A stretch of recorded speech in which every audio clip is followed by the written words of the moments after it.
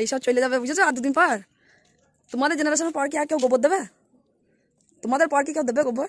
তাহলে তুমি পড়ে আছো শেষ করার গোবর দেওয়ার জন্য। সেইটাই তো বলছি, তুমি পারবে না। হ্যাঁ উঁচু উঁচু তো জোরে জোরে দাঁড়াও, ফুটুস ফুটুস করে দিচ্ছি, জোরে জোরে দেবো তো।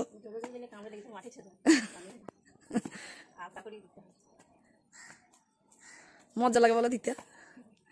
আমি আগে খুব দিতাম, আমার খুব ভালো লাগতো ঘুটে পিটিতে। এইগুলো কা তোমার হাতে ছাপ দেখে ধরবে নাকি যে কার কোনটা ঘুটে? ওই দিকে বলো বোধহয় কাকিমাই নাকি? ও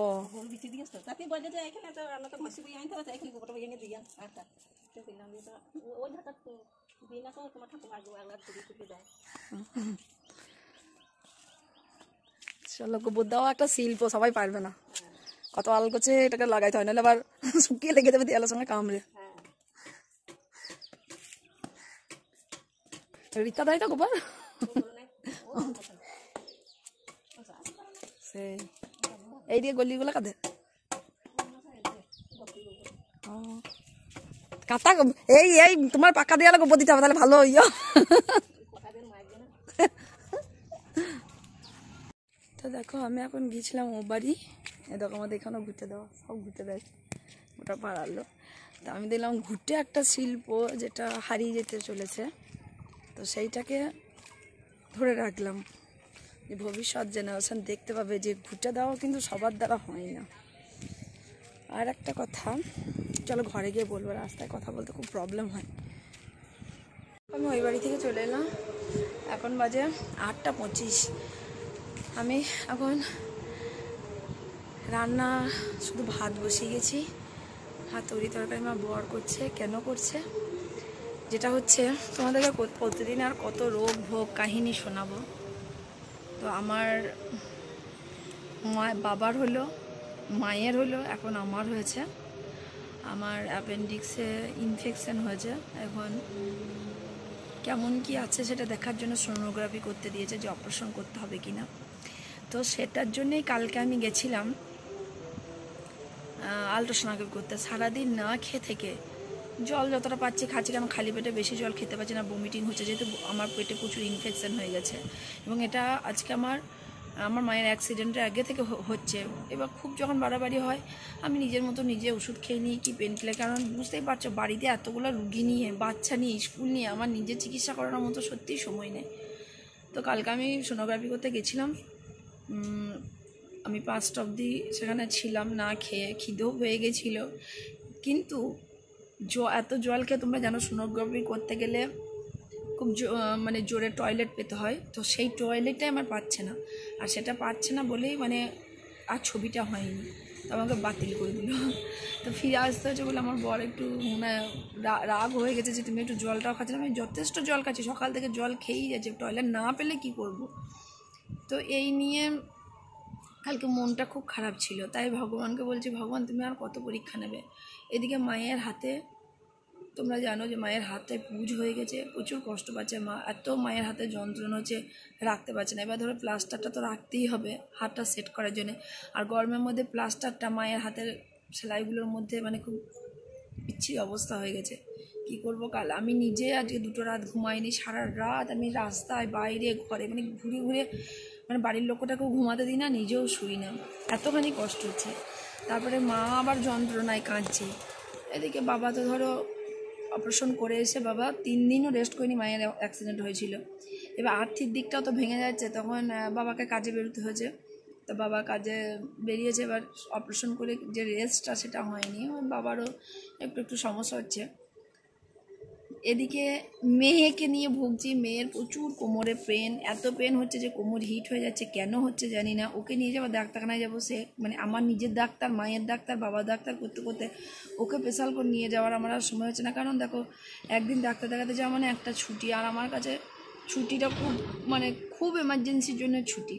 তা তোমরা বলবে যে মেয়ের অসুস্থতা কি এমার্জেন্সি নয়, বা নিজেরটা? হ্যাঁ অবশ্যই এমার্জেন্সি, কিন্তু কি বলো তো, কিছু কিছু ছুটি তো মা বাবার জন্য নষ্ট করে ফেলেছি, বা এখন আমার জন্য আমার যে এত কষ্ট হচ্ছে, আমি মানে তল পেট যন্ত্রণায় ছেড়ে যাচ্ছে, অ্যাপেন্ডিক্সে যেহেতু প্রবলেমটা হচ্ছে, তো সেখানে ট্রেনে আমার মনে হচ্ছে ফেটে বেরিয়ে যাবে। তারপরেও যখন আমি স্কুটি নিয়ে স্কুলটা যাচ্ছি, সে আমার মৃত্যুর সমান। সেটা খেতে পারছি না, সবসময় বমিটিং, পেটে ব্যথা, এইসব কিছু নিয়ে কি বলবো, যখন বাড়ি ফিরছি না অটোমেটিক, তখন আর মনে হচ্ছে না যে আমি আবার নতুন করে মেয়েকে নিয়ে বেরোই। তা জানি না ভগবান আমাকে এইভাবে কত পরীক্ষা নেবে। আমিও দেখতে চাই কত তিনি আমাকে আগুনে, তারপরে গরম তেলে ফেলে কত রকমভাবে আমাকে পরীক্ষা করতে চান। তো আমি যে দুদিন ছুটি নেব, আমার সেই উপায়টা নাই। কারণ ছুটি নিতে গেলে আমাকে প্রচুর ছুটি নিতে হবে, একটা দুটো ছুটিতে হবে না। রেস্ট, আমার যে প্রবলেমটা হচ্ছে তার থেকেও বড় কথা, আমার ধরো এখন অ্যাপেন্ডিক্স অপারেশন করতে যদি হয়, আমার মাকে দেখার জন্যই কেউ নেই সেখানে। আমার নিজের জন্য যে আমি কী করবো আমি জানি না। কেই বা মায়ের কাছে থাকবে, কেই বা আমার কাছে থাকবে, আর আমার মানে যে দুদিন আমি থাকবো বা অপারেশন করে সেইটা আমি অ্যাক্টিভ হতে পারবো না, আমি কাজ করতে পারবো না। আর এখানে কাজের লোক পাওয়া যায় না, এটা আজকে আমি মন প্রাণ দিয়ে বিশ্বাস করছি। কেননা আমার মাকে আর বাবাকে এই 1-2 মাসের মধ্যে দেখতে বোধহয় মানে গ্রাম থেকে প্রায় 150-200 জন লোক এসছেন। তা সবাইকে আমার বলা আছে যে একটা অন্তত কাজের লোক দেখে দিতে, অন্তত মায়ের সঙ্গে থাকবে। কারণ একটা টাইমের পর 10টার পরে বাড়িতে কেউ থাকে না মা ছাড়া। তখন মায়ের কিছু দরকার হলে, প্রবলেম হলে মায়ের একটু সমস্যা হয়। এবার আমি অপারেশন করলে তখন আরও বেশি সমস্যা হয়ে যাবে। তো এই নিয়েই চলছে জীবন। এবার ওদিকে ভাত বসিয়েছি। এবার হ্যাঁ, ও বাড়ি কেন গেছিলাম, আমার ঠাকুমা ওই বাড়ি থেকে কিছুতে এই বাড়ি আসে না, তোমরা জানো।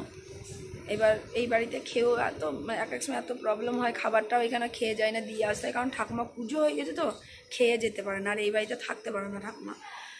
জানি না দাদুর স্মৃতির সঙ্গে জড়িত বলে নাকি বা কি, ওই বাড়িটা ঠাকুমা ছাড়তে পারে না। তো ঠাকুমা 5টার সময় আসে এখানে চা মুড়ি খেতে। তো আজকে আসে নাই, তোমার টেনশন হয়ে গেছে যে কিছু হয়ে গেল নাকি, এতটা বেলা হয়ে গেল। তো আমি গেছিলাম ওখানে ঠাকুমা ঠিক আছে কিনা দেখার জন্য। তো দেখলাম না ঠিক আছে। ঠাকুমা বলছে না আমি গেছিলাম, তোরা উঠিস নি। আমরা তো 5টায় উঠে গেছি। তা বলছে কে জানা তাহলে তোরা বাথরুম ছিলিস, আমি খেয়াল করিনি, আমি বাইরে থেকে দেখলাম, দেখে চলে এলাম। তো এই চলছে জীবন। বলো, ব্রণ বেরোচ্ছে তোর এই বয়সে? ব্রণ না, ওটা সেই লোম ফোড়া র্যাশ। আমারও প্রচুর লোম ফোড়া হচ্ছে। এখন ও পড়তে বসেছে, এবার ওর কিছু সমস্যা হলে ওটা করে দেবো, করে দিয়ে আমি স্নানে যাব। তো চলো, আমি ব্লগ করতে পারছি না, করতে পারবও না, কারণ আমি এত কষ্ট করে এগুলো রেখে যাচ্ছি যে আমার এত অসুস্থতা ভবিষ্যতে যদি আমার কিছু হয়, আমার এগুলো থেকে যাবে ডায়েরি হিসাবে। আমার ব্লগ মানে আমার একটা করে ডায়েরি। আমি সেই ডায়েরিটা রাখতে চাই সবার জন্য, আমার প্রিয়জনদের জন্য, যারা সত্যি সত্যি আমি কি করি না করি সেগুলো জানার জন্য উদগ্রীব হয়ে থাকে। তবে যারা আমার হেটার্স তাদের জন্য কখনোই নয়। দেখো ছুটি হয়ে গেছে, বাড়িয়ে যাওয়াচ্ছি না, বৃষ্টি দেখো কেমন। প্রথম বর্ষা এবছর।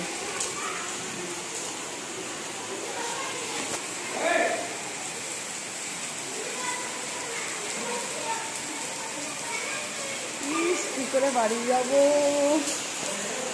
আমার তখন মানে অবস্থা খুবই খারাপ। কারণ সেদিন পদ্মাবতীদের বাড়ি থেকে আমার হচ্ছে 1 মাস ধরে পেটে যন্ত্রণাটা, কিন্তু ওদের বাড়ি থেকে আসার পর আমার এতটাই যন্ত্রণা শুরু হয়ে যায় যে রাত্রেবেলায় আমাকে 2টো স্যালাইন, 4টি ইঞ্জেকশন, এত কিছু দিয়েও যন্ত্রণা থাকে না। আমি তো আগে পেনকিলার খেয়ে কমিয়ে রাখছিলাম, তারপরে এই স্কুল করতে হচ্ছে। এখন এই বৃষ্টি হয়ে গেল না, এবার এই রাস্তাতে বৃষ্টি হচ্ছে এত মুসলধারে, এবার রাস্তায় যাওয়াটা খুব সমস্যা, গাড়ি প্রচুর স্পিড করে। তো কালকে আমার সোনোগ্রাফি হয়নি, আজকে তো আর হলো না, আবার কালকে যাব, স্কুল করেই যাব। তো কালকে আমার মাকেও নিয়ে যাবো, অনেকটা হেডেক থাকবে, আমার মায়েরও কালকে সেলাই কাটবে। তো দেখো বাড়ি যেতে পারছি না, তখন আটকে গেছি। কি মুসলধারে বৃষ্টি নেমেছে।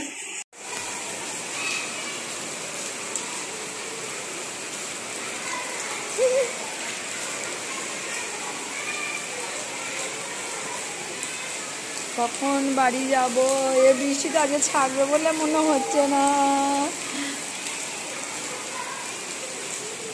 আমার এমনি গা জ্বর করছে কেমন। সবারই শরীরটা ভালো নেই তো বাড়িতে, বরেরও একটু জ্বর জ্বর লাগছে, মানে বৃষ্টিতে ভিজা না কি হয়ে যায়।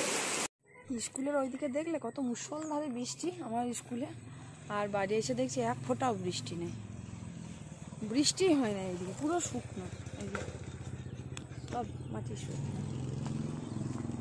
আর ওইখানে এত বৃষ্টি হচ্ছে আমি বেরোতে পারছি না, কখন থেকে দাঁড়িয়ে থেকে থেকে তাও ভিজে গেলাম। হ্যাঁ কটি সব লেজ দোলাচ্ছে টিং টিং টিং টিং করে, কি পেটে যন্ত্রণা করছে প্রচুর, আজ পেন ক্লিয়ার খাইনি, আর কালকে যেতে হবে টেস্ট করতে। চোখগুলো লাল হয়েছে কেন বুঝতে পারছি না, করোনায় ধরবে নাকি, প্রতিদিন ভিজলে এমনিই করোনায় ধরবে, চিন্তা নেই।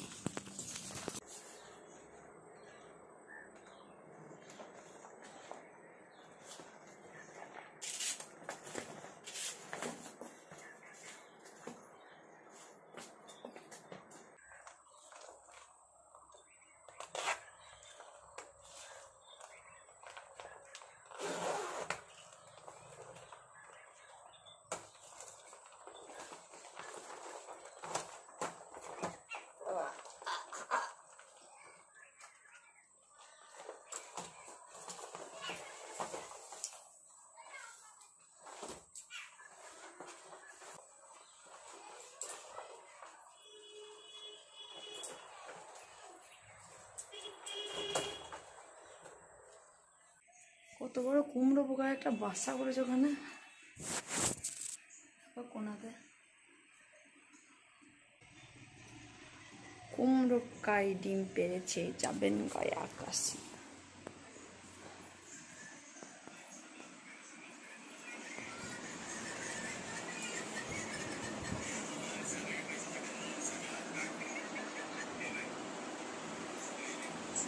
কি বানিয়েছে আমাদের না না খেতে হবে নাকি, কিছু খাচ্ছি না, খেতে পারছি না বলে তোমার কোনো তাগিদ নেই যে আমাকে খাওয়াতে। প্রোটিন পাউডার আর রুটি খাবো,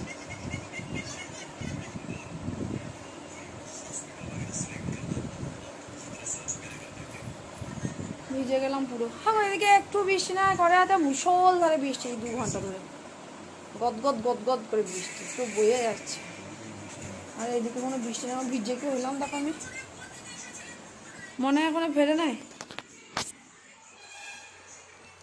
চলো ফ্রেশ হয়ে নি, ফ্রেশ হয়ে আবার কথা বলছি তোমাদের সঙ্গে। আমি অসুস্থ, কেউ বলবে আমি কত এনার্জেটিক দেখো। আমার বর ফোন করেছে যে বাড়ি এসে কী খাবে, আমি ভাত টাত একদম খেতে পারছি না তো, আমি কেন তুমি আমার জন্য কী বানাবে, আমি কখনো ফাস্ট ফুড এইসব খাই না তো, দেবো বলছে কী খাবো বলো, আমি তাহলে ফাস্ট ফুড বানাবো কিছু দিন, বলছি কী তাহলে ম্যাগি করে দেবো, মেয়ের ম্যাগি আছে, আমি না ম্যাগি আমি খাবো না, বাস আচ্ছা দেখো।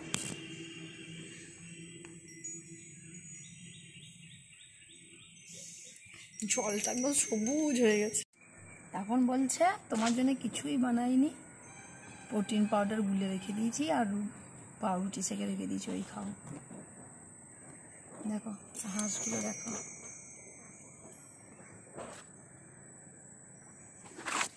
আর আমার ঠাকুমা গাছ লাগিয়ে কেমন বন করে দিয়েছে দেখছো, এই জায়গাটা টোটাল সাপের উৎপাত।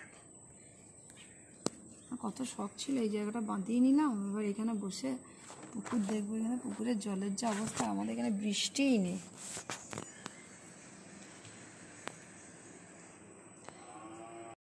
খেয়ে দিয়ে একটু শুলাম, 2 পিস ইয়ে খেলাম, রুটি খেলাম, জলে ভিজে ভিজে মনে হয় ঠান্ডা লেগে গেছে আবার। আর এই দেখো এই গ্রুপটা এসেছে স্কুল থেকে, দিয়ে একটু অগি নিয়ে পড়েছি, অগি না বগি।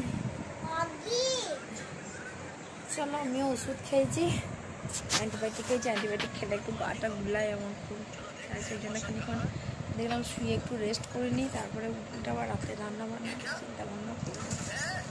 ভালো লাগে না ভিজছি কদিন ধরে, দিয়ে নাক তালে সব জ্বালা জ্বালা করছে। আমার বন্ধু, আমার খুব প্রিয় মানুষ, সে আমার জন্য মাছ পাঠিয়েছে অনেক কষ্ট করে, তো থ্যাংক ইউ।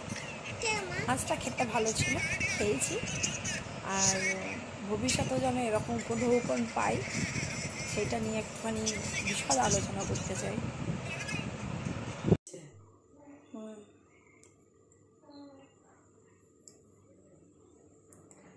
মাছগুলো দিয়েছে আর কেটে দিতে পারে না, বেঁচে আমার শরীর খারাপ কে কাটবে। কত বড় এই মাছটা, এটা কি নাইলন টিকা মনে হয়, এটা তো নাইলন টিকার। এটা রুই নাকি না মৃগেল, আমি চিনি না।